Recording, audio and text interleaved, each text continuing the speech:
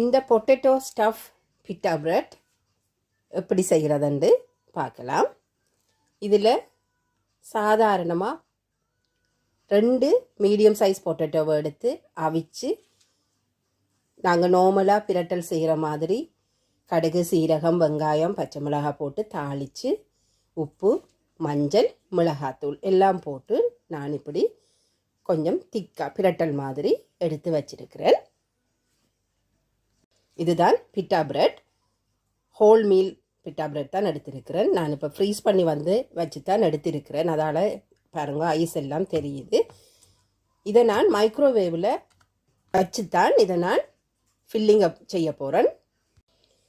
இதை நான் ஹீட் பண்ணுறதுக்கு முதல் டப் வாட்டரில் அல்லது ஒரு டிஷ்ஷில் நீங்கள் தண்ணி கொஞ்சம் எடுத்து இதை அப்படியே நனைத்து எடுத்துக்கொண்டால் சரி, ஊற விட தேவையில்லை. பாருங்க, இது கன நேரம் தண்ட தேவையில்லை. இப்படி டிப் பண்ணி எடுத்தால் காணும்.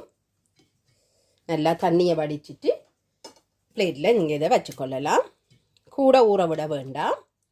அப்போ எங்களுக்கு அந்த பாக்கெட்ஸ் வடிவாக நேர்த்தியாக வராது. இவ்வளோதான். ஒன்றோடு ஒன்று உரசாத வகையில் நீங்கள் இதை வைத்துக்கொள்ளுங்க. இப்போ இதை மைக்ரோவேவ் ஓவனில் நான் இதை வைக்கிறேன்.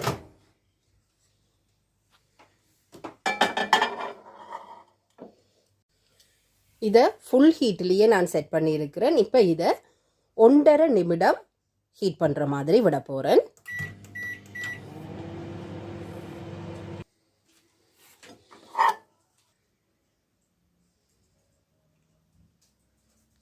இந்த பிட்டா பிரெட் சூடாற முதலே இதை உடனடியாக திருப்பி போடுங்க. திருப்பிட்டு ஹாஃபாக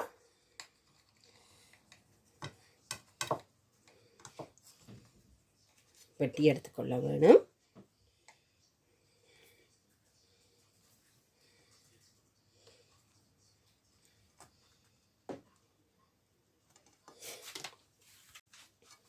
இப்போ பாருங்க, இதை வடிவாக எங்களுக்கு இதில் பாக்கெட் விழுந்து வரும். பாருங்க, தாராளமாக எங்களுக்கு உள்ளுக்கு நிறைய ஸ்பேஸோட இந்த பாக்கெட்ஸ் உங்களுக்கு கிடைக்கும்.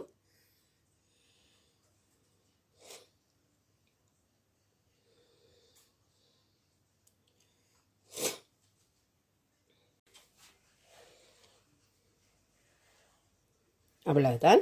இப்போ நான் செய்து வைத்த அந்த பொட்டேட்டோ கறியை நான் இதுக்குள்ளே வைத்துக்கொள்ளுறேன். உண்மையாக இது நல்ல ஈஸியான ஒரு பேக் லஞ்சுக்குரிய சாப்பாடாக இருக்கும். நீங்கள் ஈஸியாக செய்து கொள்ளலாம். முதல் நாள் இரவே அந்த கறியை நீங்கள் செய்து ஃப்ரிட்ஜில் வச்சு கொண்டீங்கள்னு சொன்னால் அடுத்த நாள் நீங்கள் இப்படியே எடுத்து வைத்து கொடுத்து விடலாம். அடுத்த நாள் விடிய உங்களுக்கு ஒரு 5 மினிட்ஸ் காணும் இது எல்லாத்தையும் செய்து செக் பண்ணி கொடுக்குறதுக்கு. வேலைக்கு போகிற நேரம் எல்லாம் இது உங்களுக்கு நல்ல ஈஸியாக இருக்கும். பாருங்க, நான் அந்த கறி பால் விடாமல் செய்தபடியாக உண்மையாக அது அடுத்த நாளும் அவர்களுடைய லஞ்ச் டைம் வரைக்கும் இது பழுதாகாமல் இருக்குது. நீங்கள் ஃப்ரிட்ஜில் வச்சுட்டு அப்படியே எடுத்து பேக் பண்ணால் கூட ஹீட் பண்ணாமல் பேக் பண்ணுங்கோ. அப்படி என்று சொன்னால் இது பழுதடையாமல் இருக்கும் கறியும்.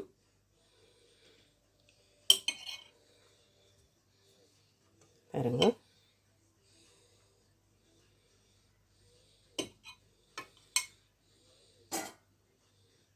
இதில் நீங்கள் நிறைய வெஜிடபிள்ஸ் போட்டு வேறு விதமான கறிகள் கூட வச்சுக்கொள்ளலாம். ஆனால் தன்மை இல்லாமல் பிரட்டல் கறியாக நீங்கள் வச்சு எடுத்தீங்களா சரி. இதில் சிக்கன் கறியோ எதுவும் கூட நீங்கள் வச்சுக்கொள்ளலாம்.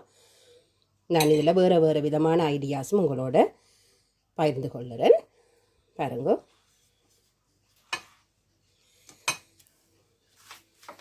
இவ்வளோதான் வேலை. எந்த ஒரு சாப்பாடுமே நாங்கள் அதை டெக்கரேட் பண்ணி கொடுக்குற விதத்தில் தான் இன்னும் அவர்களுக்கு சாப்பிட நிறைய விருப்பத்தை கொடுக்கும். ஒரு சின்னதாக கொஞ்சம் சலாட்டையும் நீங்கள் அவைக்கு வைத்துக்கொள்ளலாம். குக்கும்பர், ரேடிஷ் 2 தான் நான் வைத்துக்கொள்ளுறேன்.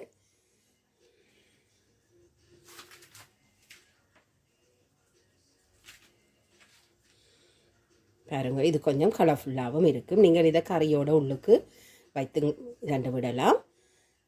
இல்லை நீங்கள் இது ஒரு டெக்கரேஷனாக பாக்ஸுக்கு நீங்கள் வைக்கலையே நீங்கள் இதை வைத்துக்கொள்ளலாம்.